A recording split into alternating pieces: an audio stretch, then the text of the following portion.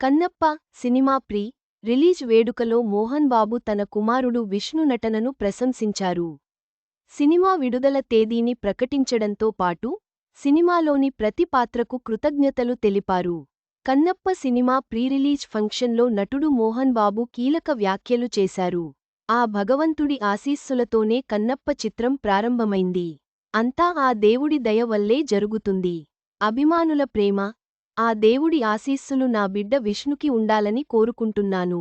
ఆ పరమేశ్వరుడు ఇచ్చిన శక్తితోనే ఈ చిత్రాన్ని తీశాం. ఈ మూవీలోని ప్రతి పాత్ర హీరోలానే ఉంటుంది. ఇందులో నటించిన ప్రతి ఒక్కరికీ నేను ఎంతో రుణపడి ఉంటాను. నేను మహాభారతం సీరియల్ను ఎన్నోసార్లు చూశాను. కన్నప్ప సినిమాను కూడా ఆయన అంతే అద్భుతంగా తెరకెక్కించారు.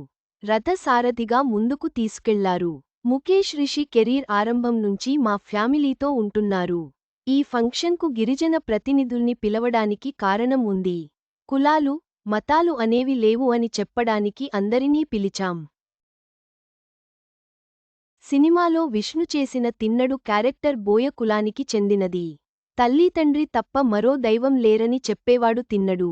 ఆ తిన్నడు కన్నప్పగా ఎలా మారాడన్నదే ఈ కథ.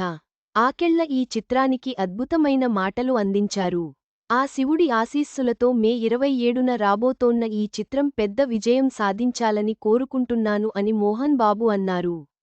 మొత్తం మీద కన్నప్ప సినిమా పెద్ద విజయం సాధించాలని మోహన్ బాబు ఆకాంక్షించారు. విష్ణు నటనను ప్రశంసించిన మోహన్ బాబు, ఈ చిత్రం సమాజానికి సందేశం ఇస్తుందని భావిస్తున్నారు.